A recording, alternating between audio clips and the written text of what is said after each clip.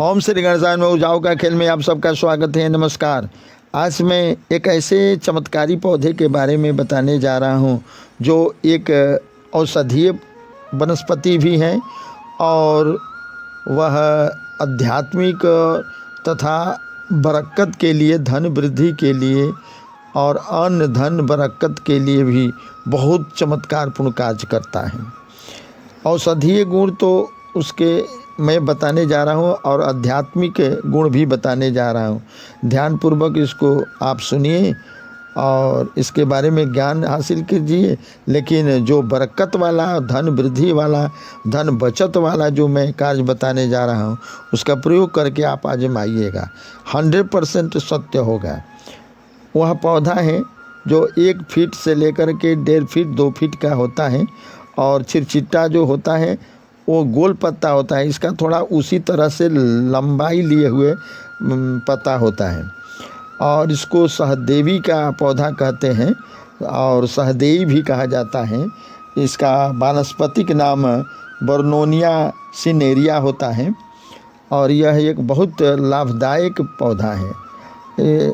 औषधीय रूप में इसका प्रयोग पंचांग इसका लेते हैं, प्रयोग में लेते हैं और इस पंचांग का काढ़ा भी बनाकर खाते हैं। जड़ का या इसके पूरे पत्ते, जड़, फल सहित उनको ले करके और काढ़ा बनाते हैं और उसको पान करते हैं कुछ दिनों तक।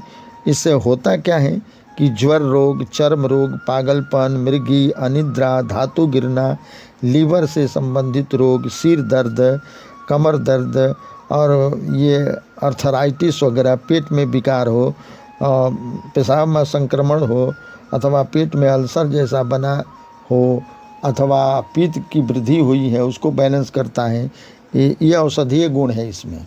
और आध्यात्मिक और तांत्रिक गुण इसमें क्या है कि इसको निमंत्रण दे करके आप अच्छे मुहूर्त में अगर अपने घर लाते हैं और एक मंत्र से अभिमंत्रित 51 बार करते हैं, 108 बार हल्दी अक्षत चढ़ा करके, धूप दिखा करके तो और उसको लाल कपड़ा सूती में लपेट करके अन्न में रखे, गेहूं चावल में रखे, बरकत होगा और बहुत इतना होगा कि आपको महसूस होगा। आप 10 किलो चावल रख करके 10 दिन खाइए कि कितना दिन चलता है और फिर इसको रख करके खाइए, देखिए कि आपको कितना दिन चलता है। इससे फ़र्क महसूस होगा। और पैसा अगर बचत नहीं होता है तो पैसे में रखिए, तिजोरी में रखिए। तो वह पौधा जो है उस पौधा को कैसे लाना है इसके विधि को मैं बता देना चाहता हूँ। आप रविवार के दिन पुख्य नक्षत्र हो या बृहस्पतिवार के दिन पुख्य नक्षत्र हो या कृष्ण जन्माष्टमी का दिन हो भादो वाला अथवा भगवान श्री राम जी का जन्म का समय हो, चैत्र शुक्ल पक्ष नवमी में होता है, अथवा दिवाली हो, होली हो अथवा नवरात्र हो या चैत्र का नवरात्र हो या आपके ये जो छठ व्रत होता है इस दिन का मुहूर्त हो। और ये भी देख लेना है अगर ये मुहूर्त न मिले तो पुनर्वस नक्षत्र हो, अनुराधा नक्षत्र हो, सर्वार्थ सिद्धि योग हो और अमृत सर्वार्थ सिद्धि योग हो, रवि योग हो, भद्रा रहित हो, शुक्ल पक्ष हो तो और उत्तम है। नहीं तो कृष्ण पक्ष के पंचमी के पहले भी आप इस मुहूर्त को इस पर आप कर सकते हैं इस विधि को।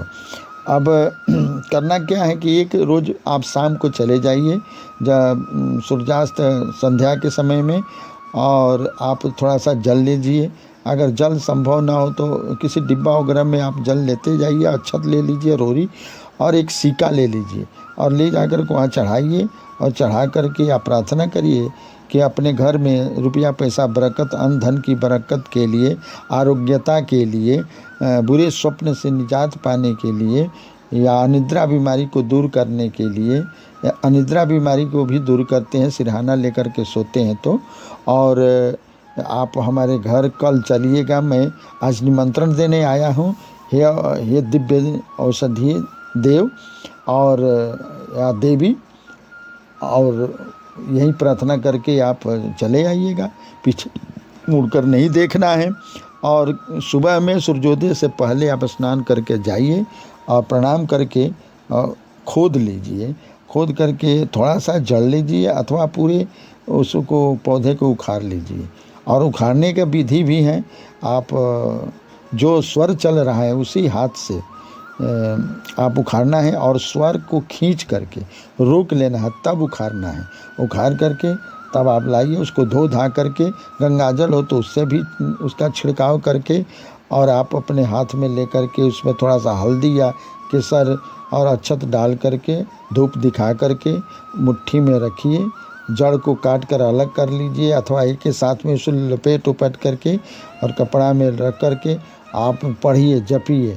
पहले आप बैठ जाइए सीधे अपनी रीढ़ की हड्डी को करके 16 बार गहरी श्वासा को खींचिए और छोड़िए आंख बंद करके, और दाहिने हाथ में ले करके आप श्री राम जय राम जय जय राम, श्री राम जय राम जय जय राम 108 बार या 51 बार आप पढ़ करके आप अन्न में रखिए। पैसा रुपया के जगह पर रखिए, या उसको 2 भाग 3 भाग करके अन्न में भी रखिए और रुपया पैसे के जगह पर भी लाल कपड़ा में लपेट करके रखें।